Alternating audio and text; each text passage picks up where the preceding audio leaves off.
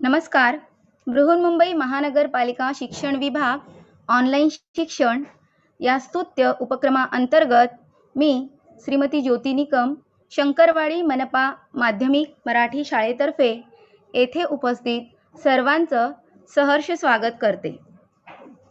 गेल्या वर्षभरापासून आपली ऑनलाईन पद्धतीने शाळा सुरू आहे. यामध्ये अध्ययन करत असताना काही अडचणी देखील येत असतात.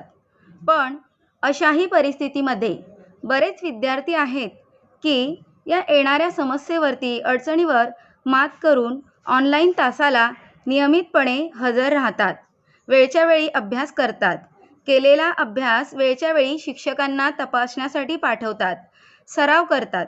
खरोखरच सलाम आहे अशा सर्व विद्यार्थ्यांना. बाळांनो, आता आपण विद्यार्थी आणि शिक्षकांनाही असं वाटत आहे की शाळा या प्रत्यक्षपणे सुरू व्हायला हव्यात. आणि बरं का, केवळ आपल्यालाच नाही तर अगदी शाळेतील प्रत्येक वस्तूला असं वाटत आहे की माझा विद्यार्थी केव्हा येईल शाळेत. यावर आधारितच एक कविता काही दिवसापूर्वी माझ्या वाचनात आली आणि ती मला अतिशय आवडली. कारण या कवितेद्वारे शाळा, शिक्षक, विद्यार्थी यांच्या भावना दिसून आल्या आणि मला असं वाटतं की ही कविता तुम्हालाही अतिशय आवडेल, म्हणून मी तुम्हाला इथे ही कविता बोलून दाखवते. फळं आणि खडू लागलेत रडू, फळं आणि खडू लागलेत रडू, विचारत आहेत प्रश्न शाळा कधी सुरू. छम छम छडीचा राहिला नाही धाक, छम छम छडीचा राहिला नाही धाक, ढिगभर सुट्या आणि परीक्षाही माफ. डिजिटल फळ्यावर ऑनलाईन शाळा, डिजिटल फळ्यावर ऑनलाईन शाळा, गुगलला हजेरी, यूट्यूबचा लळा.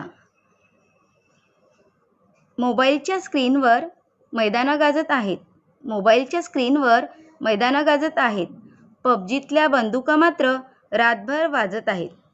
समजले का बाळांनो, समजले का मुलांनो, ऑनलाईन तासाला शिक्षक विचारत असतात, बिचारी मुलं मात्र म्यूट करून बसतात. आता वाजेल ना घंटा मिळेल ना खिचडी, आता वाजेल ना घंटा मिळेल ना खिचडी, लक्षात तर राहील ना इयत्ता आणि तुकडी. तेव्हा वाटते संपू दे हे सारं एकदा, माऊस ठेवून घेते खडू. तेव्हा वाटते संपू दे हे सारं एकदा, माऊस ठेवून घेते खडू. शाळेसारखी शाळा भरता मुलं लागतील पुन्हा बागडू. तर बाळांनो, आज आपला विषय आहे इतिहास राज्यशास्त्र. आज आपण या मुद्द्यांची उजळणी तर करणार आहोतच, त्याचबरोबर आणखीन काही मुद्देही येथे नव्याने समजून घेणार आहोत. त्यामध्ये इतिहास म्हणजे काय, इतिहासाचं महत्त्व, थोडक्यामध्ये मागील इयत्तेमध्ये म्हणजेच इयत्ता 8वी मध्ये तुम्ही काय शिकलात त्याचा आपण इथे आढावा घेणार आहोत. तसेच या इयत्ता 9वीतील इतिहास राज्यशास्त्र या पाठ्यपुस्तकाची ओळख आपण करून घेणार आहोत, त्याची काही उद्दिष्ट आपण इथे समजून घेणार आहोत. आणि त्याचबरोबर थोडक्यामध्ये आपल्या इतिहास राज्यशास्त्र विषयाच्या प्रश्नपत्रिकेचे स्वरूप थोडक्यात समजून घेणार आहोत. तर सर्वप्रथम इतिहास म्हणजे काय. आता इतिहास म्हणजे काय याबाबत अनेक इतिहासकार आहेत, तत्ववेत्ते आहेत, यांनी आपल्या वेगवेगळ्या व्याख्या केलेल्या आहेत. पण आपल्याला काही या व्याख्या पाठ वगैरे करायच्या नाही, तर अगदी साध्या सोप्या भाषेमध्ये आपल्याला इतिहास म्हणजे काय हे समजून घ्यायचं आहे. तर इतिहास म्हणजे भूतकाळातील घटनांची सुसंगतपणे दिलेली माहिती होय. म्हणजे भूतकाळामध्ये जे काही घडलेलं आहे ते समजून घेणे हा इतिहासाचा अभ्यास करणे होय. इतिहासाचा आता अभ्यास करत असताना साधारणपणे प्राचीन कालखंड, मध्ययुगीन कालखंड आणि आधुनिक कालखंड असे कालखंड पडतात आणि या कालखंडाचा आपल्याला अभ्यास करायचा असतो. आता भूतकाळामध्ये ज्या काही घटना घडलेल्या असतात त्या घटनांचा परस्परांबरोबर म्हणजे एकमेकांबरोबर काय असतो, संबंध असतो आणि या घटनांचा कालक्रम ठरवण्यासाठी काळ मोजण्याच्या पद्धतीला कालगणना असे म्हणतात. कधीकधी आपल्याला प्रश्न पडतो की इतिहासाची आवश्यकता आहे का? तर हो बाळांनो, इतिहास समजून घेण्याची आवश्यकता आहे. तर का? कारण लाखो वर्षापासून मानव कसा विकसित होत गेला, तो कसा राहिला, त्याचे अन्न कोणते होते, त्याची वस्त्रे कशा प्रकारची होती, या सर्व प्रश्नांची उत्तरे आपल्याला इतिहासाच्या अभ्यासातून मिळत असतात. आपल्या पूर्वजांनी केलेल्या प्रगतीमधून पूर्वजांविषयी स्वाभिमानाची भावना आपल्या मनामध्ये निर्माण होते. काही वेळेस चुका झालेल्या असतात. या चुका टाळून भविष्य काळातील प्रगती करणे इतिहासाच्या अभ्यासाद्वारेच शक्य होत असते.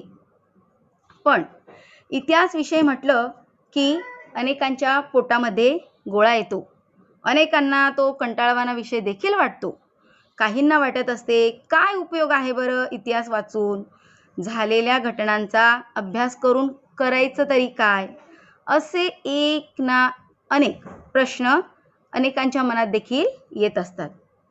पण बाळांनो, आपण हे लक्षात घेतलं पाहिजे की इतिहास हा कसा अभ्यासावा, इतिहास विषयामध्ये आवड कशी निर्माण करावी, आता इतिहासाचा सध्याच्या जीवनामध्ये कसा उपयोग करून घेता येईल, इतिहासामधील करिअरच्या संधी कोणत्या आहेत हे देखील आपण ओळखले पाहिजे. आणि सर्वात महत्त्वाचं म्हणजे आपल्या मनामधील इतिहासाबद्दलची, इतिहास या विषयाची भीती दूर केली पाहिजे. आता मगाशी आपण समजून घेतलं की भूतकाळातील घटनांचा अभ्यास करणे म्हणजे इतिहास. याचबरोबर मी असं म्हणेन की भूतकाळाचं ऐकणं आणि वर्तमान काळाबरोबर बोलणं आणि भविष्याचा कानोसा घेणं या त्रिमितींचा संगम आपण इतिहासाद्वारे बाळांनो नक्कीच साधू शकतो. आणि मग त्यासाठी आपण इतिहासाची आवड निर्माण व्हावी यासाठी पहिली महत्त्वाची गोष्ट म्हणजे काय करायचं, तर वाचन करायचं. उदाहरणार्थ आता तुम्ही छोटी छोटी गोष्टीची पुस्तकं वाचा, छान छान गोष्टीची पुस्तकं वाचा, अकबर बिरबलाच्या गोष्टीची पुस्तकं वाचा. यामुळे काय होईल, आपली इतिहासामध्ये आवड तर निर्माण होईलच, पण त्याचबरोबर आपलं वाचनही सुधारेल, म्हणजे आपल्यामध्ये शब्दसंग्रह वाढेल आणि आपलं लेखन कौशल्याचा पण विकास होईल. तर बाळांनो, इतिहास या विषयासंबंधी अवांतर वाचन करणे हे इतिहासाची गोडी निर्माण करण्यासाठीचं पहिलं पाऊल आहे. आता उदाहरणार्थ कथा आहेत, कादंबऱ्या, चरित्र, आत्मचरित्र यासारखे ग्रंथ वाचून देखील इतिहासाची गोडी, इतिहासाची आवड आपल्या मनामध्ये निर्माण होईल. आता बघा, आपल्या जीवनामध्ये काही मिनिटापूर्वी घडून गेलेली घटना ही देखील एक ऐतिहासिक घटना बनू शकते आणि म्हणूनच इतिहास हा विषय आपल्या जीवनामधील अत्यंत महत्त्वाचा भाग आहे. भूतकाळामध्ये एखादी घटना घडली, ती घटना घडण्याची कारणं काय, त्यातून आपण चांगलं काय घेतलं पाहिजे, त्यातून आपण टाळलं काय पाहिजे, हे आपल्या लक्षात यायला हवं आणि आपण हे अधिक चांगल्या प्रकारे इथे समजून घेऊया. आता आपले गेल्या वर्षभरापासून ऑनलाईन पद्धतीने शिक्षण चालू आहे. तर त्याची कारणं काय हे आम्हा सगळ्यांना ज्ञात आहे. काही विद्यार्थ्यांनी प्रामाणिकपणे अभ्यास केलेला आहे किंवा काही करत आहेत. पण काही विद्यार्थी असेही आहेत की त्यांनी अभ्यासच केलेला नाही. आता काही विद्यार्थ्यांनी अभ्यास केला नाही. ही घटना काय झालेली आहे? भूतकाळात गेलेली आहे. म्हणजेच इतिहास जमा झालेली आहे. परंतु बघा आता, भूतकाळातील घटनेची आता म्हणजे या वर्तमान काळामध्ये पुनरावृत्ती व्हायला नको. ज्या चुका आपण भूतकाळामध्ये केलेल्या आहे त्या वर्तमानात करायच्या नाहीत. म्हणजेच काय करायचं? तर वेळच्या वेळी अभ्यास करायचा, सराव करायचा, नियमितपणे तासांना हजर राहायचं. या भूतकाळातील घटनेतून आपण एवढं जरी शिकलो तरी बाळांनो, मी तर म्हणेन की आपला जो भविष्यकाळ आहे तो नक्कीच चांगला असेल. आणि दुसरं असं की आपण इतिहासाचा अभ्यास करताना इतिहास ही एक घडलेली कथा आहे असं समजून, गोष्ट आहे, कथा आहे असं समजून जर अभ्यास केला ना तर इतिहास विषय हा आपणाला कधीही नीरस वाटणार नाही.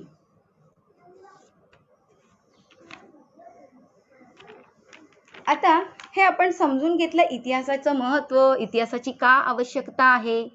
आता आपण मागच्या इयत्तेमध्ये काय शिकलो याचा थोडक्यामध्ये आढावा घेणार आहोत. मागील इयत्तेमध्ये आपण आधुनिक भारताचा इतिहासाचा अभ्यास केला.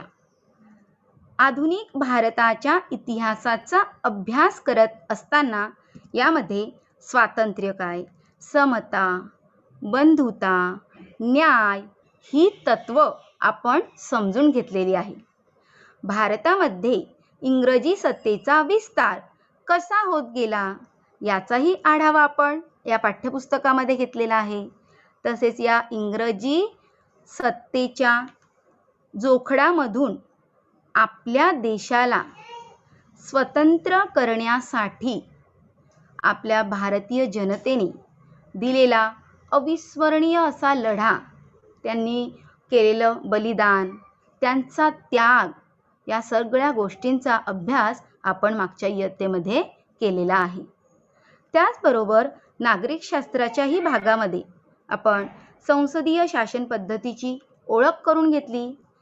तसेच आपल्या देशातील कारभार, संविधान, कायदे व भारताची संसद, न्यायव्यवस्था, राज्य शासनाचा कारभार या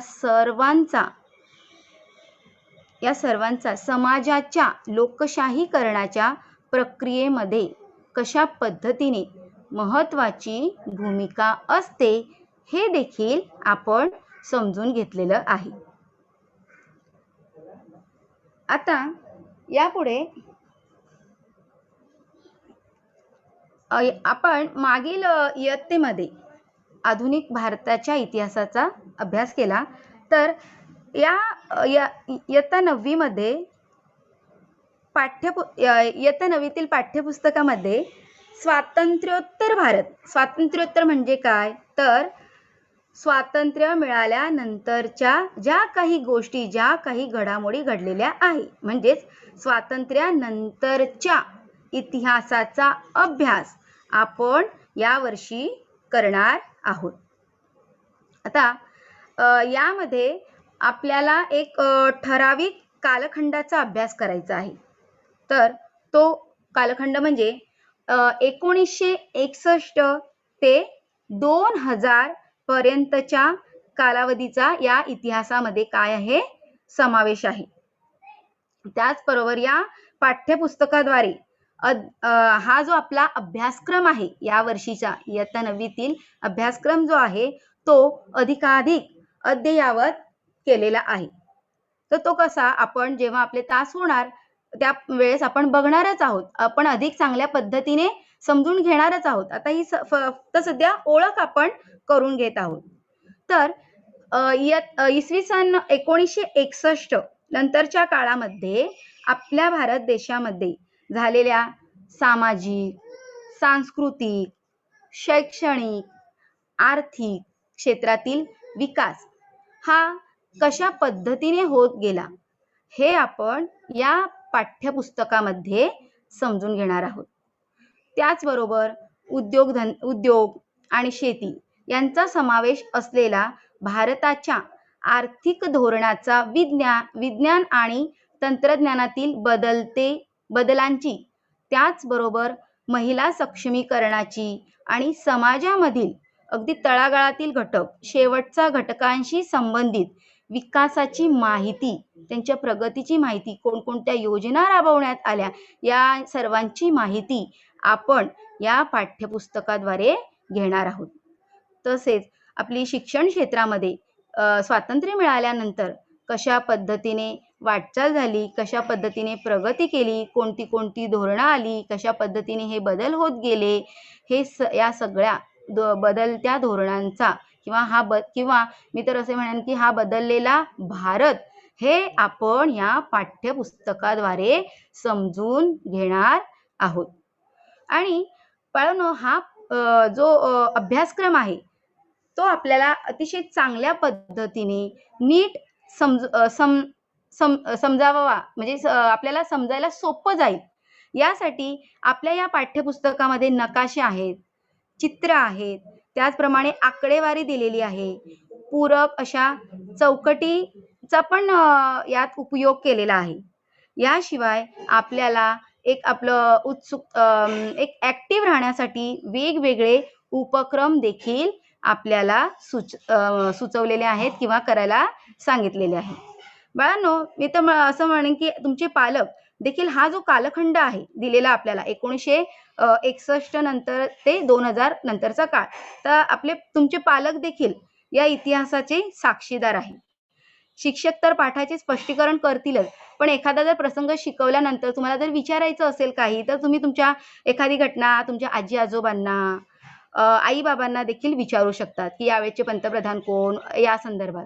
म्हणजे त्यांची नावं तुम्हाला तुमच्या आजी आजोबांकडून किंवा आई बाबांकडून सुद्धा कळतील. म्हणजे ते देखील या इतिहासाचे काय आहेत, साक्षीदार आहेत. तर अशा पद्धतीने या इतिहासाच्या पुस्तकामधून आपल्याला इतिहास विषयक नवनवीन कल्पना, जागतिकीकरण, महिलांचा सहभाग, पर्यावरणाची गरज आणि मानवतावाद म्हणजे मानवाच्या दृष्टिकोनातून केला गेलेला विचार, तर हा मानवतावाद हे देखील आपण अतिशय चांगल्या पद्धतीने आपल्या या 9वीच्या इतिहास राज्यशास्त्र या पाठ्यपुस्तकातून समजून घेणार आहोत.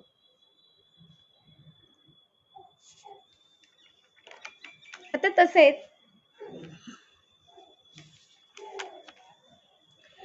इयत्ता 8वी पर्यंत नागरिकशास्त्र म्हणून आपण जो विषय शिकलो, तो विषय आता नागरिकशास्त्राचं म्हणजे रूपांतर राज्यशास्त्र या नावाने झालेलं आहे. म्हणजे आपण इयत्ता 9वी पासून राज्यशास्त्र या नावाने हा विषय शिकणार आहोत.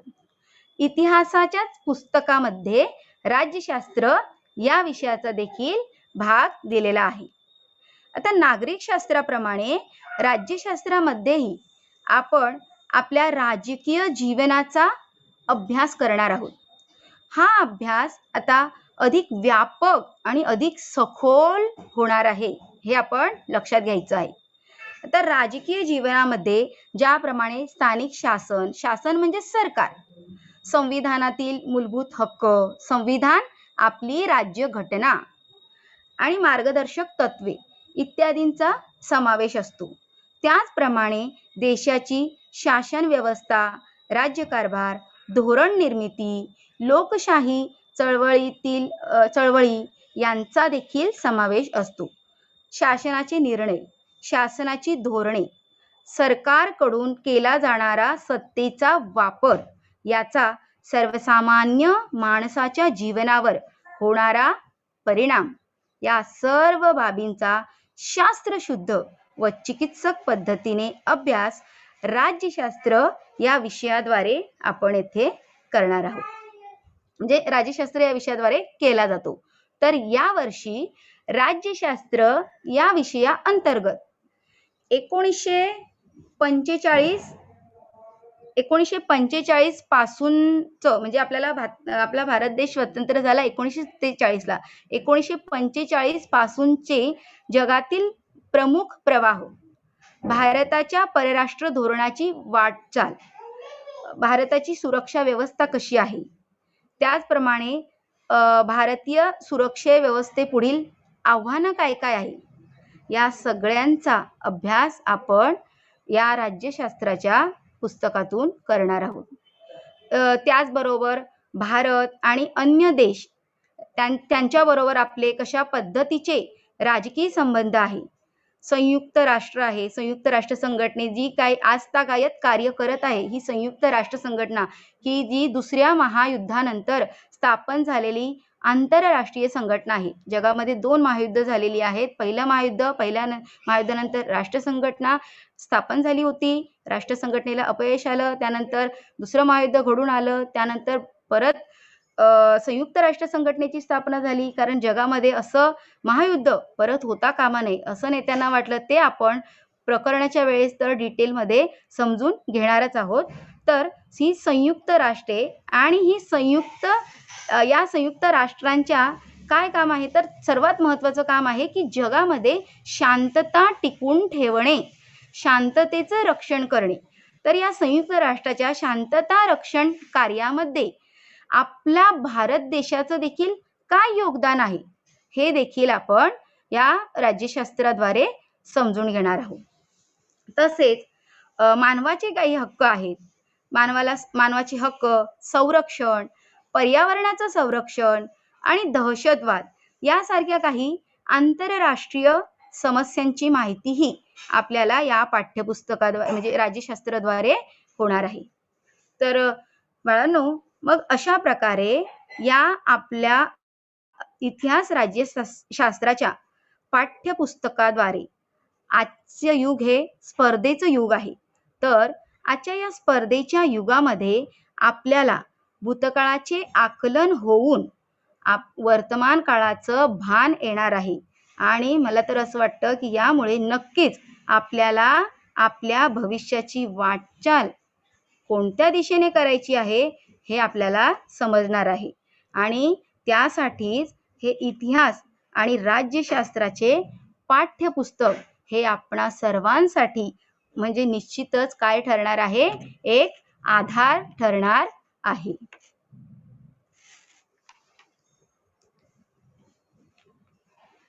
आता बघा, थोडक्यामध्ये आपण आपल्या प्रश्नपत्रिकेचं स्वरूप देखील समजून घेणार आहोत.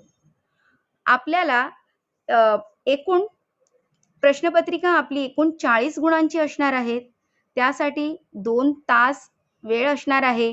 यामध्ये इतिहास 28 गुणांसाठी आणि राज्यशास्त्र 12 गुणांसाठी एकूण 40 गुणांची लेखी परीक्षा आपल्याला इतिहास आणि राज्यशास्त्र या विषयाची द्यायची आहे. तर इथे आपल्याला एकूण 9 प्रश्नांचा अभ्यास करायचा आहे. प्रश्न पहिला अ, त्यामध्ये योग्य पर्याय निवडून विधाने पुन्हा लिहा. यासाठी 3 गुण असणार आहेत.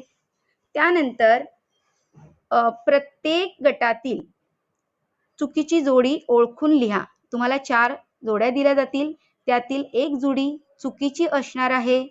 ती तुम्हाला व्यवस्थित म्हणजे शोधून चुकीची जोडी कोणती आहे ती लिहायची आहे. त्यासाठी देखील किती 3 गुण असणार आहेत. त्यानंतर प्रश्न दुसरा सुरू होणार, त्यामध्ये अ आणि ब आहे. तर यामध्ये संकल्पना चित्र पूर्ण करा, म्हणजे वेब डायग्राम कंप्लीट करा. एखादा संकल्पना, उदाहरणार्थ एखाद्या पंतप्रधानांची नावं विचारली जातील, मग तुम्हाला ती 4 पंतप्रधानांची नावे लिहावी लागतील. चौकटी दिल्या जातील, आकृती दिली जातील. त्या आकृतीमध्ये म्हणजे त्या आकृत्या जशाच्या तशा काढून त्या आकृत्यांमध्ये तुम्हाला जे काही विचारलं आहे ते त्या संकल्पना चित्रामध्ये काय करायचं आहे, लिहायचं आहे. तुम्हाला 3 संकल्पना चित्र दिली जातील, त्यापैकी 2 संकल्पना चित्र पूर्ण करायची आहेत आणि यासाठी गुण असणार आहेत 4. ब मध्ये असेल की संकल्पना स्पष्ट करा. किंवा केव्हा केव्हा असंही विचारलं जातं की टिपा लिहा. टिपा लिहा किंवा संकल्पना स्पष्ट करा या दोन्हींचा अर्थ एकच आहे. टिपा लिहिला देखील लिहा असं देखील विचारलं जाऊ शकतं किंवा संकल्पना स्पष्ट करा.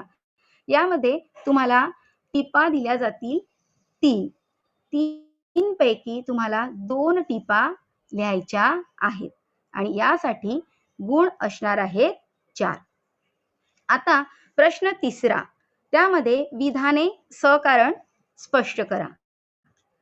4 विधाने दिली जाणार आहेत. कारण लिहायची आहेत. त्याची सर्वात महत्त्वाचं म्हणजे इतिहासाची उत्तरं लिहिताना, इतिहास राज्यशास्त्राची उत्तरं लिहिताना तुम्हाला नंबरमध्ये नंबर 1, नंबर 2, नंबर 3 या पद्धतीने लिहायची असतात. तुम्हाला नंतर ते सांगण्यात येईलच.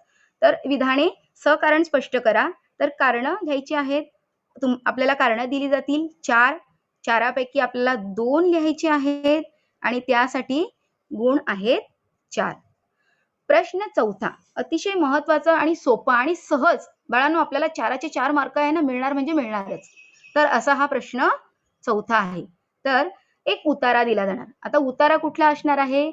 आपल्याच इयत्ता 9वीच्या इतिहासाच्या पाठ्यपुस्तकामधील एक 8 ते 10 किंवा 10 ते 12 ओळींचा काय दिला जाणार आहे? एक उतारा म्हणजे परिच्छेद दिला जाणार आहे आणि त्या उतार्यावरील प्रश्नांची उत्तरं आपल्याला लिहायची आहेत.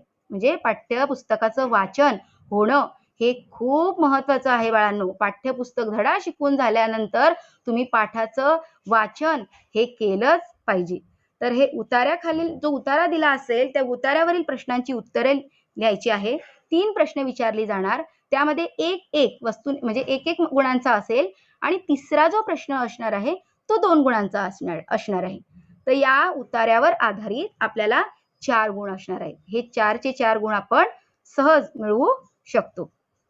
पुढचा जो प्रश्न आहे तो 5वा म्हणजे इतिहासामधील शेवटचा प्रश्न. सविस्तर उत्तरे लिहा. इथे आपल्याला जरा थोडीशी मोठी उत्तरे लिहायची आहेत. यापैकी 4 प्रश्न विचारले जाणार आहेत. त्यामध्ये 4 पैकी आपल्याला लिहायचे आहेत 2 आणि यासाठी गुण असणार आहे 3 आणि 3 म्हणजेच 6 गुण असणार आहेत. तर अशा पद्धतीने प्रश्न क्रमांक 1 ते प्रश्न क्रमांक 5 हे इतिहासावर आधारित असणार आहेत. यासाठी एकूण किती 28 गुणांचा पेपर आपल्याला लिहायचा आहे. यापुढे राज्यशास्त्र. आता त्यापुढे म्हणजे प्रश्न पहिला असं नाही सुरू होणार. तर प्रश्न 5वा संपला त्याच्याच पुढे आपण प्रश्न 6वा कंटिन्यू. प्रश्न 6वा असणार आहे योग्य पर्याय निवडून विधाने पूर्ण करा. 2 गुणांसाठी हा प्रश्न राज्यशास्त्रातील प्रश्न क्रमांक 6वा असणार आहे. त्यानंतर प्रश्न 7वा असणार आहे विधाने चूक की बरोबर ते सकारण लिहा. आपल्याला इथे विधानं दिली जातील 3. तिघांपैकी किती लिहायचे आहेत? तर 2 लिहायचे आहे. आता विधाने चूक की बरोबर. काही विद्यार्थी काय करतात? असं चिन्ह करतात. म्हणजे असं चुकीचं चिन्ह लिहितात उत्तर म्हणून किंवा बरोबरचं अशी राईट मार्क करतात. पण बाळांनो, हे असं करणं हे चूक आहे. आपल्याला हे असं अजिबात करायचं नाही. अशी जर सवय असेल तर ती आपल्याला आता टाळायची आहे. आपल्याला काय करायचं इतिहासामध्ये? चुकांची पुनरावृत्ती करायची नाही. ओके. तर आपल्याला आता जर तुम्ही आधी यापूर्वी करत असाल किंवा केलं असेल तर ते टाळायचं आहे. काय लिहायचं? एक विधान जर दिलेलं असेल तर उत्तरामध्ये तुम्ही लिहायचं आहे हे जर विधान बरोबर असेल तर हे विधान बरोबर आहे. जर विधान चुकीचं असेल तर हे विधान चूक आहे. तुम्ही एवढं जरी वाक्य लिहिलंत ना बाळांनो तर तुम्हाला विधानाचं उत्तर जे योग्य असेल त्या पद्धतीने तुम्हाला 1 गुण एवढं लिहिण्यासाठी सहज तिथे मिळतोय. आणि 2 मुद्दे तुम्ही स्पष्टीकरणाची लिहिले तिथे की तो दुसराही गुण तुम्हाला मिळतो. तर अशा पद्धतीने 1 गुण इथे दिलेला आहे स्पष्टीकरणाला आणि 1 गुण दिलेला आहे कशाला? विधान चूक आहे की बरोबर हे लिहायला. त्यानंतर प्रश्न 8वा संकल्पना स्पष्ट करा. म्हणजेच टिपांसारखाच हा प्रश्न असणार आहे. तर संकल्पना स्पष्ट करा. यामध्ये 2 संकल्पना दिल्या जातील आपल्याला. त्यामध्ये दोघांपैकी एक संकल्पना आपल्याला लिहायची आहे. यासाठी गुण आहेत 2. त्यानंतर प्रश्न 8व्या मधीलच संकल्पना चित्र पूर्ण करा. जसं इतिहासामध्ये वेब डायग्राम असणार आहे, त्याच पद्धतीने राज्यशास्त्रामध्ये पण संकल्पना चित्र पूर्ण करा. हा प्रश्न असणार आहे. तर यामध्ये आपल्याला 2 प्रश्न विचारले जातील. त्यामधून आपल्याला एक प्रश्न लिहायचा आहे. म्हणजे आपल्याला इथे 2 मार्क मिळणार आहे. आता प्रश्न शेवटचा 9वा प्रश्न. यामध्ये थोडक्यात उत्तरे द्या. उत्तर लिहायची आहेत. 2 विचारले जाणार आहेत. दोघांपैकी आपल्याला 1 लिहायचं आहे. यासाठी गुण आहेत 2. तर अशा पद्धतीने प्रश्न क्रमांक 6व्या पासून ते प्रश्न क्रमांक 9 पर्यंत आपण राज्यशास्त्र या विषयाचं पेपर लिहिणार आहोत. तर यामध्ये राज्यशास्त्रामध्ये किती एकूण गुण झाले? 12 गुण. 28 इतिहासाचे आणि 12 राज्यशास्त्राचे. असे एकूण 40 गुणांचा लेखी पेपर आपण आता लिहिणार आहोत. आता हे आपण इथे समजून घेतलं प्रश्नपत्रिकेचं स्वरूप. तर मी असं म्हणेन बाळांनो की या पाठ्यपुस्तकाचं वाचन जर आपण अगदी सखोल आणि व्यवस्थित म्हणजे धडा शिकून झाला की सर्वात प्रथम आपण काय करायचं? पाठ्यपुस्तकाचं वाचन करायचं. काही प्रश्न अडले असतील किंवा काही नसेल एखादी संकल्पना तुम्हाला समजली तर तुम्ही कोणत्याही वेळेस आपल्या शिक्षकांना विचारू शकतात. तर पाठ्यपुस्तकाचं वाचन करणं हे खूप महत्वाचं आहे. तुम्ही ऐकतात, परंतु ते ऐकल्यानंतर आपल्याला जर नाही कळलं, पण जेव्हा तुम्ही वाचतात तेव्हा ती संकल्पना आपल्याला आणखीन चांगल्या पद्धतीने कळते. त्यामुळे तुमचं वाचन हे खूप महत्वाचं आहे विषयासाठी. आणि पाठ्यपुस्तकाचं जर तुम्ही पूर्ण वाचन जर केलं तर हमखास सहज मी तर म्हणेन सहज की 20 गुण ते आपण सहज मिळवू शकतो ऑब्जेक्टिव्हमध्ये. ह्या आपल्या छोटे जे प्रश्न आहेत, संकल्पना चित्र पूर्ण करा, त्यानंतर चुकीची जोडी ओळखा, अजून योग्य पर्याय, हे सगळे मिळून 40 पैकी 20 गुण तर तुम्हाला अगदी सहज मिळतील. तर अशा पद्धतीने मग आज बाळांनो आपण इतिहास म्हणजे काय हे समजून घेतलं. इतिहासाचं महत्त्व समजून घेतलं. मागील इयत्तेमध्ये काय शिकलो त्याचा आपण थोडक्यामध्ये आढावा घेतला. तसेच आपल्या इतिहास राज्यशास्त्र पुस्तकाची ओळख करून घेतली. त्याची नेमकी उद्दिष्ट काय आहे हे आपण समजून घेतलं आणि त्याचप्रमाणे एक ओझरता दृष्टिक्षेप टाकून प्रश्नपत्रिकेचं स्वरूप देखील आपण इथे थोडक्यात समजून घेतलं. तर मला असं वाटतं या विषया संदर्भाचं तुमच्या ज्या काही अगोदरच्या ज्या काही कल्पना असतील किंवा जे काही वाटत असेल तर नक्कीच यामध्ये काय होईल बदल झाला असेल किंवा नक्कीच मला असं वाटतं बदल होईल.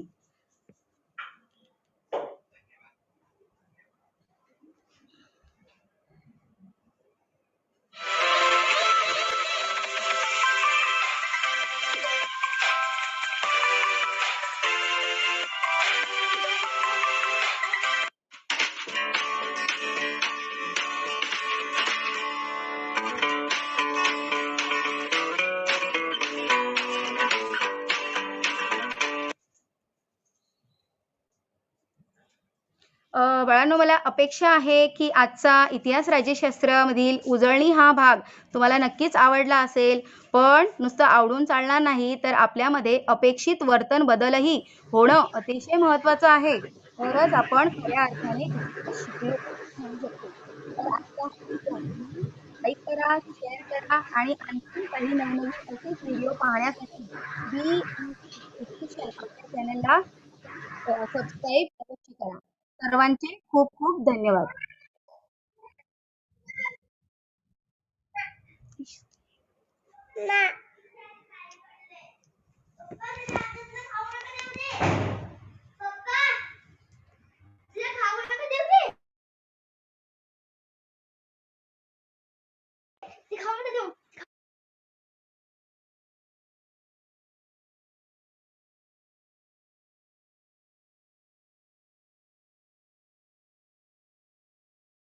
कोणाला काही प्रश्न असतील तर विचारू शकता.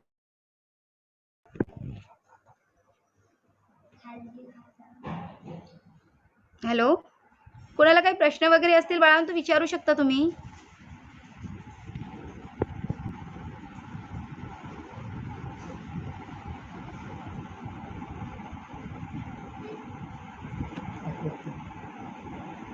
Hello.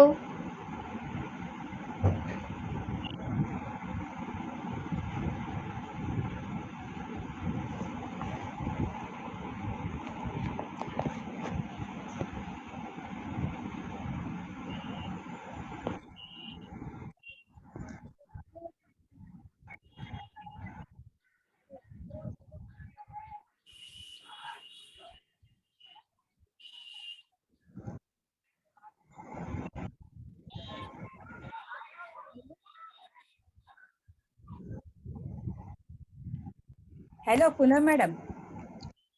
Hello hello madam Poonam बोला. मॅडम. बहुतेक ना विद्यार्थी आपले म्यूट आहेत असं माझा अंदाज. म्हणून कदाचित ते बोलत नसतील, नाहीतर एखाद्या त्याने आपल्याला प्रतिक्रिया दिल्या असत्या. छान घेतला लेसन, अभिनंदन तुमचं, मस्त झाला.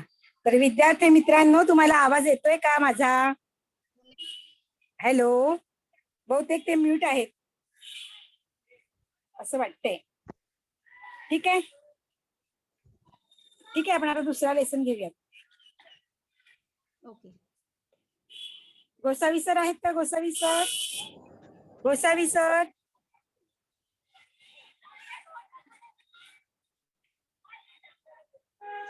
हा बोला मॅडम. हा, आपण आता दुसरा घेऊयात, कारण विद्यार्थी कोणी बोलत नाहीयेत. हो चालेल ना मॅडम, पुढचा घेऊया आपण. आणि रेकॉर्डिंग पण चालूच आहे, कोणी बंदही करत नाहीये. कोणाकडे आहेत? मला वाटतं नीता मॅडम प्रवासात असतील कदाचित. कंटिन्यू करून टाकू. दुसरा घेऊयात, चला सुरू करूया. ते रेकॉर्डिंग बंद करायला सांगायला हवं. तुम्हाला जमतंय का बघा? मी एक मिनिट, मी बघतो. हा.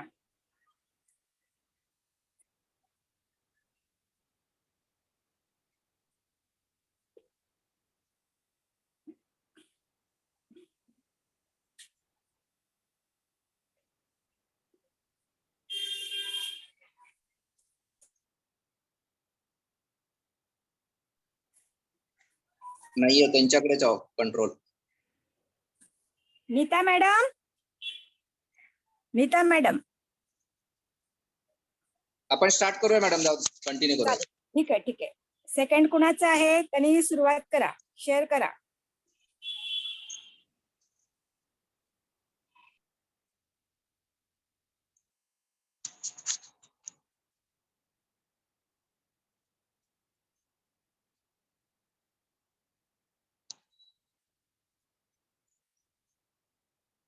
लेक्चर